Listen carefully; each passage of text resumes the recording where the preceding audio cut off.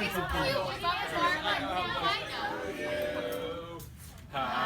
birthday, dear Dad. Happy birthday to you.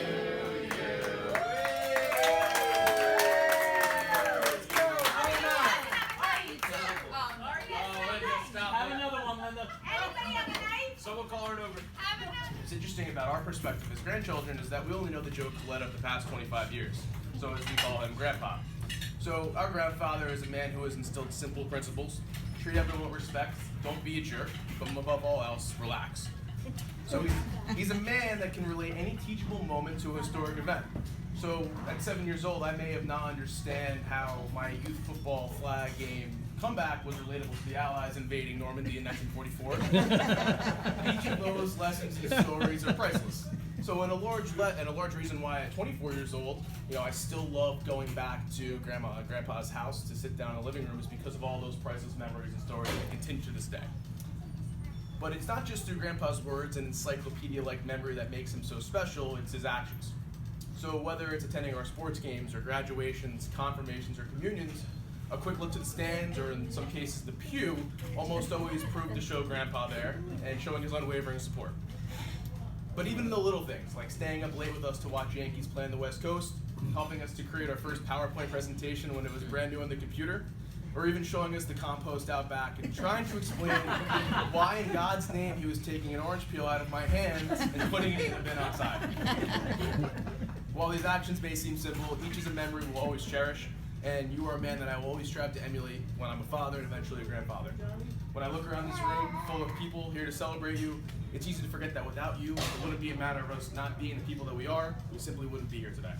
So thank you for all that you do. Thank you for being the man that you are, and we love you. Salud. Grazie. Joey, good job. Great. How can I follow this up? You don't have to. Okay. It's very simple. Oh boy.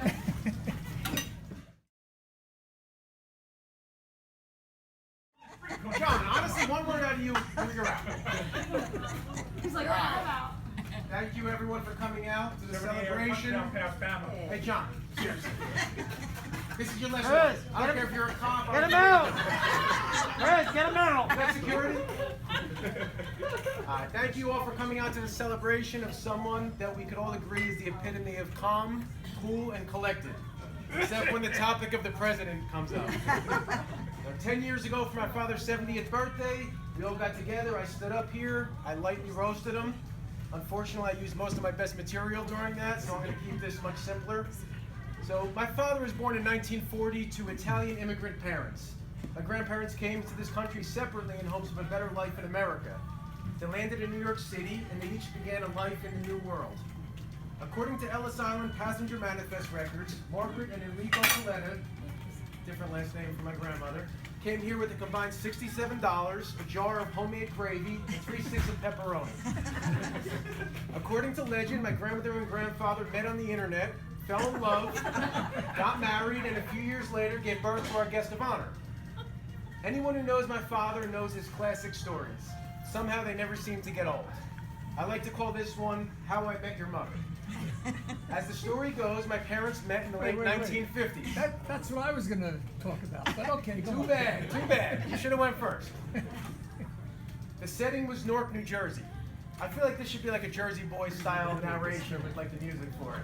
But the scene begins in Coletta's grocery store, where the Coletta boys are showing off as usual, when a young, pretty Barringer student came in. My mother insisted I added pretty to that. Joe and Anthony were throwing toilet paper rolls to each other, quarterback, wide receiver style, in order to stock the shelves. Apparently in the 50s, showing off with toilet paper was something that made women swoon. I heard swoon was like a big word in the 50s. That's what it's called. Yeah. Perhaps by pure coincidence, having a healthy supply of toilet paper once again became a status symbol 80 years later. There was immediate connection between Joe and Sandy, but it took many visits back to the store to make Joe finally act. Sandy would look for excuses to visit the store. By some accounts, she even came in wearing a disguise. However, this is unsubstantiated. Sandy knew she needed to provoke Joe in order to force him into making a move. she devised a plan where she went into the grocery store and attempted to make my father jealous by buying condoms. Guys, I'm just kidding. They have 5 kids. Neither of them have ever bought condoms. So in reality, what happened was, my father saw my mother out on a date. He couldn't handle the sight, and he finally asked her out. And that love connection has produced 4 children, the adoption of Tony, and 12 grandchildren. Speaking of the grocery store, the next one's a great story for you kids who think you have it tough. One day, like a typical teenager, my father chose to play baseball instead of fulfilling his duties at the family business. My grandfather was having none of it, and not only came to the field to recover his son, but he did so wearing a bloody apron and carrying a meat cleaver. I'm 99% sure this outfit was done for effect, but this was apparently a normal occurrence in Newark at this time, because nobody said a word about the psychotic Italian gentleman with a deadly weapon on the loose grabbing a kid off of a baseball field. If this happened today, Enrico would have been tasered, arrested, and the Coletta Boys Therapy Session memoirs would have been a bestseller on Amazon. You can appreciate that, Uncle Ann. Yeah. 80 years hasn't come without bumps and bruises, though. My father has overcome carotid artery surgery more than 20 years ago. Just over the past few years, he's additionally suffered through foot surgery, major back surgery, and being a fan of the New York Giants. The back surgery was a tough one. What was described as being a few days recovery turned into a few months of intense rehab just to regain his ability to walk. Eternally resourceful and always looking to make the best of every situation, my mother even started upholstering a wheelchair that she found in someone's garbage in anticipation of my father never walking again. Thank God he's upright again and getting around as well as can be expected. But without saying anything at the time, I was most worried about being asked to help to build a ramp outside of his house. But most recently, as you know, coronavirus hit my parents' house. Our biggest fears came true.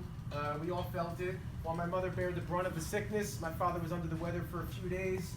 It was scary for obvious reasons, mostly because none of us knew if we were ever going to have a quality Sunday dinner fully prepared for us again. But as my mother continued feeling sick, my father started to recover. He was forced to do things he's never had to do in 57 years of marriage. Make himself a cup of coffee, boil water, figure out how to get the toilet paper on that holder. Things most people master early on if they're not married to my mother. But he did it. We knew he had it in him, and it seems odd how proud we were of a guy that spent 44 years in education, that he was able to accomplish what most of us learned in 7th grade home ec class. But speaking of home ec, one last story.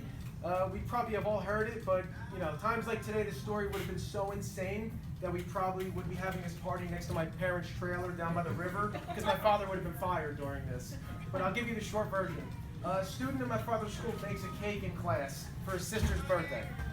As he left the school, a bully, there were bullies back then, knocks the cake out of the kid's hands, destroying the cake. So being near the scene, my father, came over to the distraught student, saw what was going on, went over to investigate. Of course, you probably know these kids' names, even though I don't. Billy Reddington. There you go, Billy Reddington. Once he confirmed what happened, and after determining the cake was unsavable, he had the bully pick the cake up off the ground. And he did what teachers have dreams of doing to those select few, as my father would say, miserables. He smashed the cake right into the bully's face. I love this story for 3 reasons. A, he stuck up for the underdog. B, it took real balls as a teacher to smash that cake in the kid's face.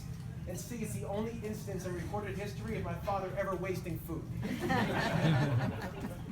My father not only taught history for many years, but he's lived through so much of it that he's a walking, talking history book. If you've ever talked to him, you've no doubt heard a detailed explanation of the Bay of Pigs invasion, the Newark riots, or a full explanation of a movie he last saw in 1964. He also notoriously asks me if I remember things or people from at least 20 years before I was born. So a normal conversation would be, Joe, you remember the Donna Reed show, right? Dad, I was born in 76. I remember from Magnum PI to now. But that's the majority of our dialogue. And then also, there's all reruns now. I never saw them. But there's also the inevitable political discussion when I go over there. So as most of you know, he shifted his focus from sports and sitcoms to the seedy underbelly of television, cable news. Growing up, he knew every player on every professional sports team. Now he knows every single political player in the U.S. He knows senators, correspondents, wives of foreign leaders. His feverish passion that he demonstrates for the current political climate in America hasn't been seen since he was a young Yankees fan in the 1950s. Speaking of that, you all saw the cards right here. The limited edition Joe Coletta baseball card. It's actually styled after a 1952 Topps Mickey Mantle. That's the holy grail of baseball cards. So this is a card that we used to go to baseball card shows when I was a kid. We would talk about it back then. We still talk about the 1952 Topps Mickey Mantle to this day. So I thought this card had meaning. I thought it was a perfect way to celebrate your 80th birthday on paper or cardboard. I hope you like them. Loved it. But I don't want to hold this up any longer. Dad, you're insanely loved by so many.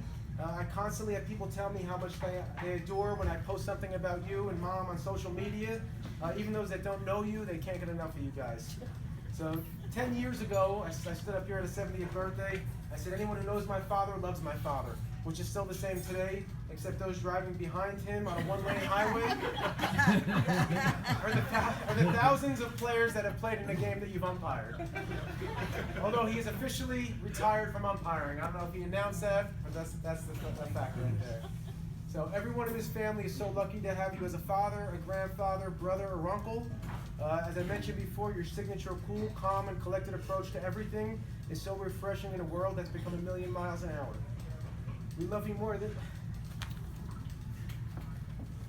Cut. Is there emotion? That's it. Is there emotion? Come on. I love you, man.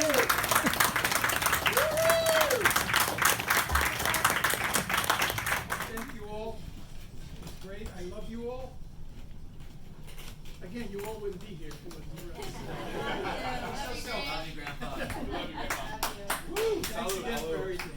Salud. Salud.